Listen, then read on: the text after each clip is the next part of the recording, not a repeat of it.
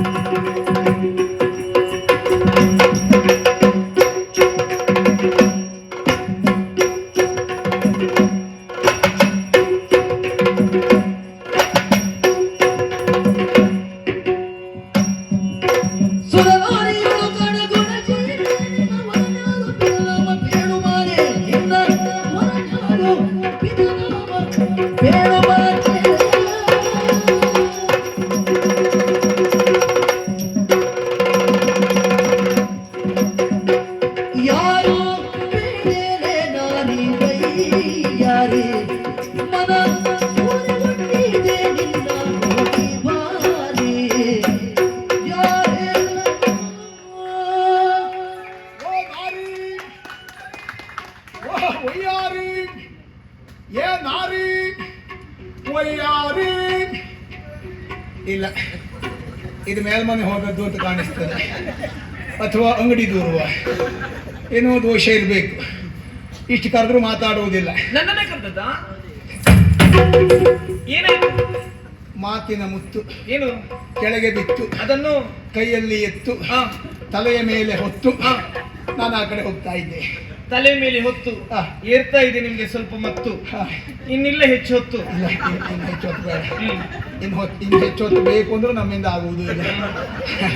ಅದಲ್ಲ, ಆ, ದೂರದಿಂದಲೇ ನಿನ್ನನ್ನು ನೋಡಿದೆ. ಆ, ನೋಡಿದಾಗ ಆಶ್ಚರ್ಯ ಆಯಿತು. ಹ್ಮ್. ಸೌಂದರ್ಯದ ಖನಿ ನೀನು. ಆ, ಯಾಕೆ ಬಂದೆ? ಎಲ್ಲಿಂದ ಬಂದವಳು? ಆ. ಇಲ್ಲಿ ಯಾಕೆ ಬಂದೆ? ಆ. ಮದುವೆ ಆಗಿದೆಯಾ? ಆ. ಮದುವೆ ಆದ್ರೆ ಎಷ್ಟಾಗಿದೆ? ಅಂದ್ರೆ ಆ, ಎಷ್ಟೆಲ್ಲ ಆಗ್ಲಿಕ್ಕೆ ಆಗ್ತದೆ? ಹಾಗಲ್ಲ, ಮೊದಲಿದ್ದವ ಬಿಟ್ಟು ಹೋಗಿ ಮತ್ತೆ ಆಮೇಲೆ ಎಷ್ಟಾಗಿದೆ? ಆಗ್ಲಿಲ್ಲ ಅಂತ. ಒಂದು ಆಗ್ಲಿಲ್ವಾ? ಹ್ಮ್. ಆಗದೆ ಇದ್ರೆ ಯಾಕೆ ಆಗ್ಲಿಲ್ಲ? ಹ್ಮ್. ಯಾರು ಬರ್ಲಿಲ್ವಾ? ಬಂದವರು ಒಪ್ಪಲಿಲ್ವಾ? ಒಪ್ಪಿದವರು ನಿನಗೆ ಆಗಲಿಲ್ಲ. ಒಪ್ಪದೇ ಇರುವಾಗಿದ್ದೇನೆ ನಾನು. ಅಲ್ಲ, ನೋಡಿದ್ರೆ ಅಪ್ಪು ಆಗಿದ್ದೇನೆ, ಒಪ್ಪುದಿಲ್ಲ ಅಂತ ಹೇಳ್ತೀರಿ ನೀವು. ಅದೇ ನೋಡಿದಾಗ ಒಪ್ಪುವ ಹಾಗಲ್ಲ, ಒಪ್ಪುವ ಹಾಗಿದ್ದು. ಹ್ಮ್. ಅವ್ರು ಮೊದಲೇ ಬಂದವರು ಒಪ್ಪುವ ಮೊದಲು ಒಪ್ಕೊಂಡು ಹೇಗೆ ಆಯ್ತು ಅಂತ ನೋಡಿ. ಅಪ್ಪುಗೆ ಬಂದವರಿಗೆ ತಪ್ಪು ಅಂತ ಹೇಳ್ತೀರಿ ನಾನು. ಅಯ್ಯೋ, ತಪ್ಪು ಎಂಬುದ್ರೊಳಗಲ್ಲಿ ಪಾಪ.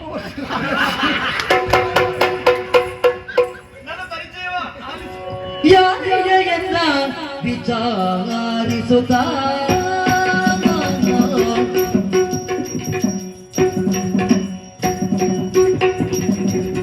ಯಾರಯ್ಯ ವಿಚಾರಿಸುತ್ತ ಯಾರಯ್ಯ ಎಲ್ಲ ವಿಚಾರಿಸುತ್ತ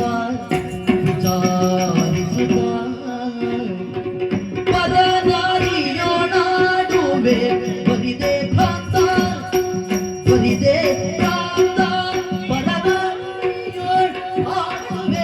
ಬರಿದೆ ಭ್ರಾಂತ ಬರಿದೆ ಭ್ರಾಂತ.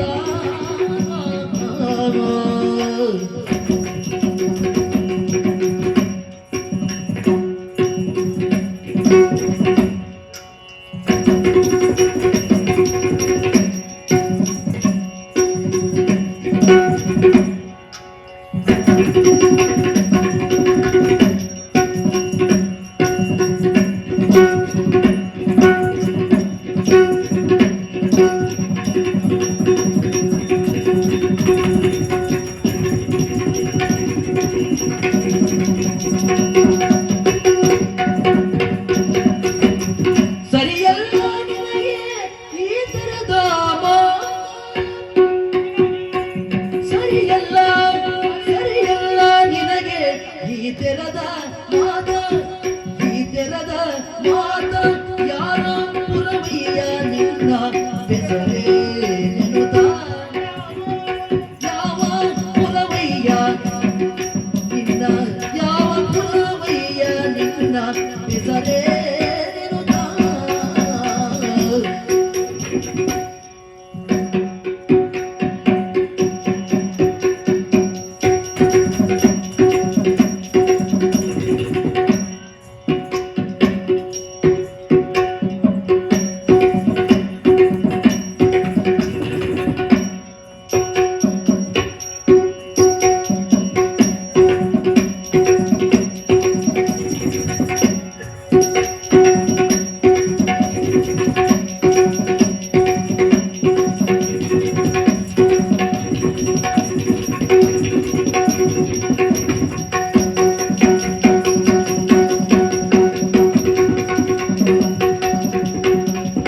ಸರಿಯಲ್ಲ ನಿನಗೆ ಈ ತರದ ಮಾತು ಯಾವ ಪುರವಯ್ಯ ನಿನ್ನ ಬೆಸರೇನೆನುತ ಯಾವ ಪುರವಯ್ಯ ನಿನ್ನ ಬೆಸರೇನೆನುತ ಯಾರಯ್ಯ ಎಲ್ಲ ವಿಚಾರಿಸುತ್ತ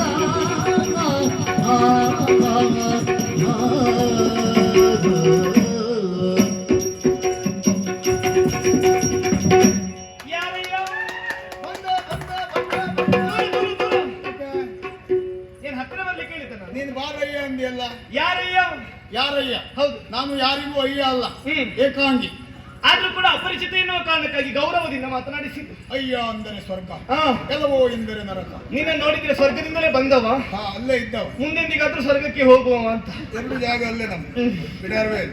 ನನ್ನ ಪರಿಚಯವನ್ನು ಕೇಳ್ತಾ ಇದೆಯಲ್ಲ. ಯಾಮೇನು? ಹೆಣ್ಣಾದವಳು ಅಪರಿಚಿತನಲ್ಲಿ ಹಾ. ನಿರ್ಭೀತಿಯಿಂದ ಪರಿಚಯವನ್ನು ಹೇಳಿಕೊಳ್ಳುವ ಹಾಗಿಲ್ಲ. ಯಾಕೆ? ನಾಚಿಗೆ ಎನ್ನುವಂತ ಬೇರೆಯನ್ನು ದಾಟಿ ವ್ಯವಹರಿಸಬಾರದು. ಅದಿದ್ದವರಿಗಲ್ವಾ? ಅದಕ್ಕಾಗಿ ನಾನು ನಿನ್ನಲ್ಲಿ ಕೇಳ್ತಾ ಇರುವುದು, ಏನು? ಹೇಳುವ ನೀನು ಯಾರು, ನಿನ್ನ ಹೆಸರೇನು? ವೀರಭಸ್ಮಾಸುರ ಆಗಿಹೆನು. ವೀರಭಸ್ಮ ಆಗಿಹೆನು. ಎನ್ನ ಶೌರ್ಯಕ್ಕೆ ಕೈಮೋತಿ ಕುಲಗಳನ್ನು, ಎನ್ನ ಕುಲಗಳನ್ನು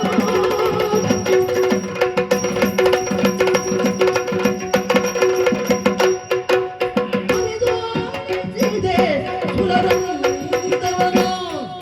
ತೊರೆದೋಡಿಸಿದೆ ಸುರರಂಗವನು. ತ್ರಿಪುರಾರಿಯ ಅರಸುತ್ತ ಬಂದವನು.